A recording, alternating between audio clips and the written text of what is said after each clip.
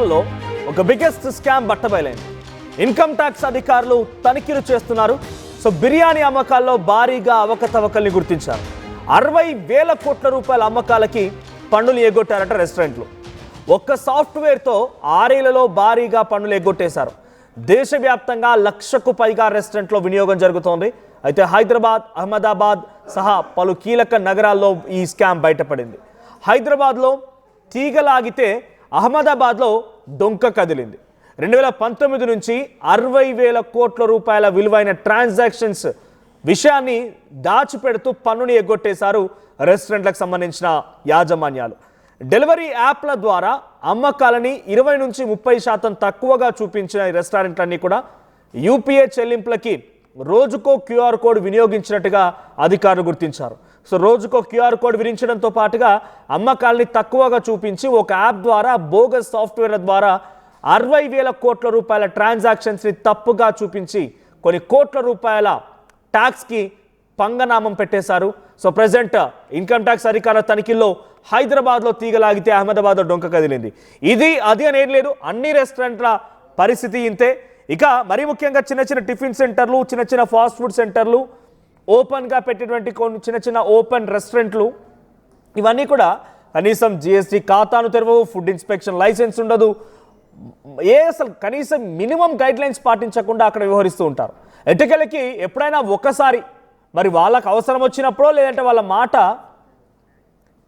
Right వాళ్ళకు సంబంధించినటువంటి అధికారులు వాళ్ళకి ఏదైనా అవసరం వచ్చినప్పుడైనా లేదు వీళ్ళు రెస్టారెంట్ యాజమాన్యాలు ఆ అధికారుల మాట వినప్పుడైనా అటువంటి సందర్భంలోనే ఈ రకమైనటువంటి రైడ్స్ జరుగుతూ ఉంటాయి. ఆ రైడ్స్లో కొద్దో గొప్ప బయటపడుతూ ఉంటాయి కొన్ని అంశాలు మాత్రమే. 60,000 కోట్ల రూపాయలు 2019 నుంచి ఇప్పటి వరకు ఏకంగా 7 ఏళ్ల సమయంలో 2026లో ఉన్నాం ఇప్పుడు మనం.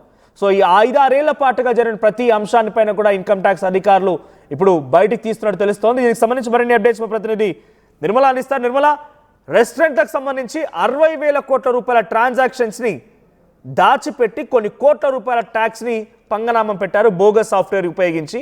సో ఏం జరుగుతోంది, ఇంతకీ ఆ సాఫ్ట్వేర్ ఏంటి, దాన్ని ఎవరు కనుగొన్నారు, ఇప్పుడు ఈ ట్యాక్స్ని ఎలా వసూలు చేయబోతున్నాయి, మరీ ముఖ్యంగా ఈ రెస్టారెంట్లపై ఎటువంటి యాక్షన్ తీసుకోబోతున్నారు?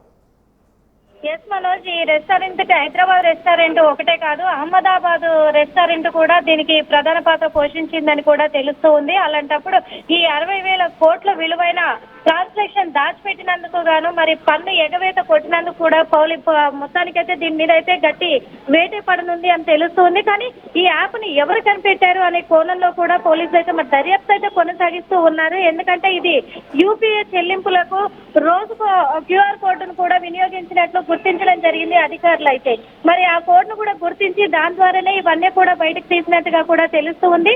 డెలివరీ యాప్ల ద్వారా అమ్మకాలను 20 నుంచి 30% వరకు కూడా తక్కువగా చూపించారు రెస్టారెంట్ వాళ్ళు ఓనర్లను కూడా తెలుస్తూ ఉంది. ఎందుకంటే డెలివరీ యాప్ల పేర్లు చెప్పుకొని అంటే వాళ్ళ ద్వారా కూడా ఈ శాతం తగ్గింపు ద్వారా కూడా ఈ లావాదేవీలు నడిపించినట్టుగా కూడా తెలుస్తూ ఉంది.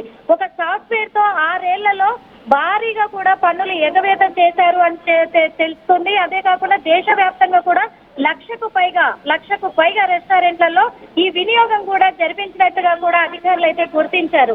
ఆ గుర్తించిన దాని ప్రకారంగానే ఇప్పుడు ఈ హైదరాబాద్ లో తీగలాగితే మరి అహ్మదాబాద్ లో డొంక కదిలినట్టుగా కూడా అధికారులు అయితే తనిఖీలు చేపట్టి మొత్తం కూడా ఇన్కమ్ ట్యాక్స్ అధికారులు అయితే హైదరాబాద్ రెస్టారెంట్ పైన ఒక వేటు వేశారనే చెప్పుకోవచ్చు.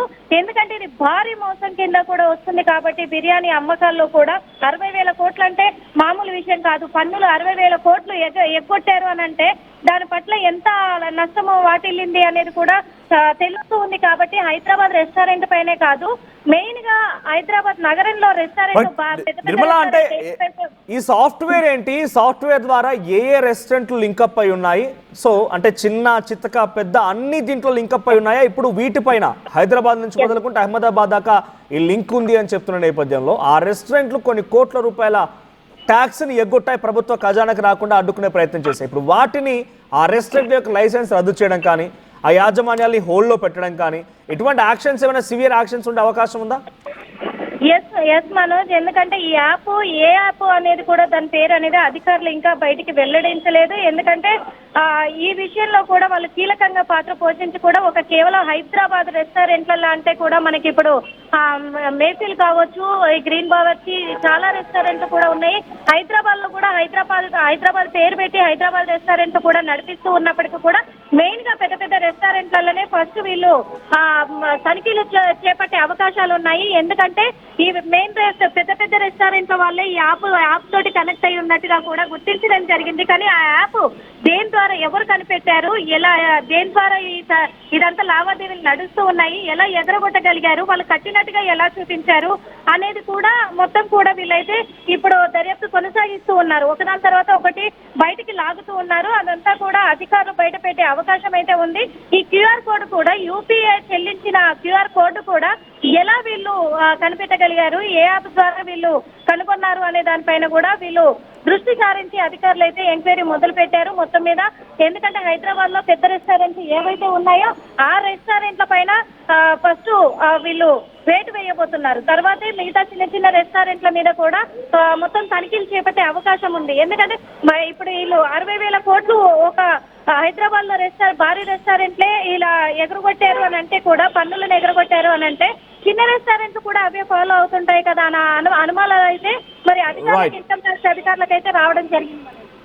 Thank you Nirmala. మొత్తంగా హైదరాబాద్ నుంచి మొదలుకుంటే అహ్మదాబాద్ వరకు ఇన్కమ్ ట్యాక్స్ అధికారుల లెక్కల్లో బయటపడిన ఒక బిగ్గెస్ట్ స్కామ్ ఏంటంటే 60,000 కోట్ల రూపాయల ట్రాన్సాక్షన్ సంబంధించి ట్యాక్సులు కట్టకుండా పంగనామం పెట్టారు రెస్టారెంట్ యాజమాన్యాలు. ప్రస్తుతం వారిపై కఠినంగా చర్యలు తీసుకోవాలని డిమాండ్ చేస్తున్నారు. సో మీరు కట్టినటువంటి డబ్బులు మొత్తం కూడా రెస్టారెంట్ తీసుకుంది ₹1. మీ దగ్గర ట్యాక్స్లను వసూలు చేస్తారు, మీ దగ్గర జిఎస్టీని వసూలు చేస్తారు, మీ దగ్గర డెలివరీ ఫీ అని వసూలు చేస్తారు. కానీ ఏవి కూడా ప్రభుత్వానికి చెల్లింపులు జరగలేదు. కేవలం మీకు మాత్రమే జేబులు చిల్లు పెట్టి ప్రభుత్వ ఖజానాకి మాత్రం వాళ్ళు మళ్లించకుండా రెస్టారెంట్ యాజమాన్యాలే ఆ డబ్బు మొత్తాన్ని కూడా కాజేస్తాయి. 60,000 కోట్లు 2019 నుంచి ఇప్పటి వరకు 60,000 కోట్ల రూపాయల ట్రాన్సాక్షన్ సంబంధించి లెక్కాపత్రాలు లేకుండా దాచిపెట్టేశారంట. దీనికోసం ఒక బోగస్ సాఫ్ట్వేర్ని, బోగస్ యాప్ని కూడా రెడీ చేసుకున్నారు. సో మీలో ఎవరికైనా కనుక ₹1,200 చూపించినటువంటి ఆ ఫుడ్ డెలివరీ అమౌంట్ కాస్త సడన్గా ₹800 డిస్కౌంట్ అని చూపించిందని అంటే మీకు ట్యాక్స్ ఫ్రీ అని చెప్పి మీ దగ్గర మీరు ఎట్లా కూడా అడగరు. మీకు తక్కువగా వచ్చిందని చెప్పి బుక్ చేస్తారు, వదిలిపెడతారు. అంతేగాని మీకు ట్యాక్స్ కడుతున్నామా లేదా, రెస్టారెంట్లు వాళ్ళకి డబ్బులు చెల్లిస్తున్నాయి, ఎలా తగ్గిద్ది ₹400 అంత ఈజీగా.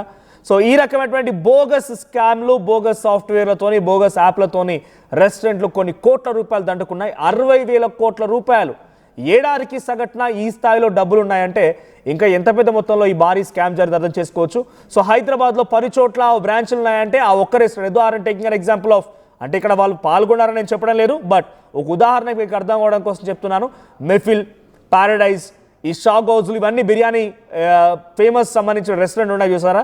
ఇవి హైదరాబాద్లోనే ఒక్కొక్క రెస్టారెంట్కి 10ల సంఖ్యలో బ్రాంచ్లు ఉన్నాయి.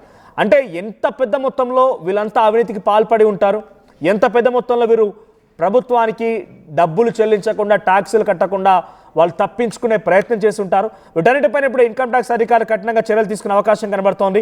సో ఇంకొక విషయం, ఈ రెస్టారెంట్లో ఎటువంటి నీట్నెస్ పాటించారు? మీలో ఎవరైనా రెస్టారెంట్కి వెళ్ళినప్పుడు ఒక పని చేయండి. నేను అవసరమైతే ₹100 ఎక్స్ట్రా ఇస్తా, మీ కిచెన్ నాకు చూపించమని అడగండి. ఇఫ్ ఎట్ ఆల్ వాళ్ళు కిచెన్ చూపిస్తే అంత గొప్ప రెస్టారెంట్ ఎక్కడ ఉండదు. ఒకవేళ కిచెన్ చూపించలేదంటే అంత పరమ దరిద్రమైన రెస్టారెంట్ కూడా ఎక్కడ లేదని భావించాడు. ఎందుకంటే వాళ్ళ అంత దరిద్రం కిచెన్ ఎక్కడా ఉండదు, అంత చాలా పిచ్చి పిచ్చిగా ఉంటుంది కిచెన్.